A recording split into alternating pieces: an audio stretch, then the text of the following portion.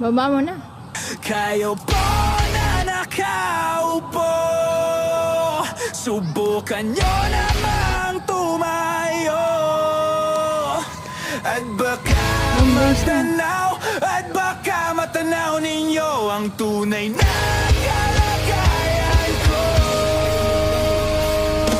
Tao po, nandyan po ba kayo sa loob ng malaking bahay at malawak na bakuran? Mataas na pader, pinapaligiran at nakapilang mga mamahaling sasakyan.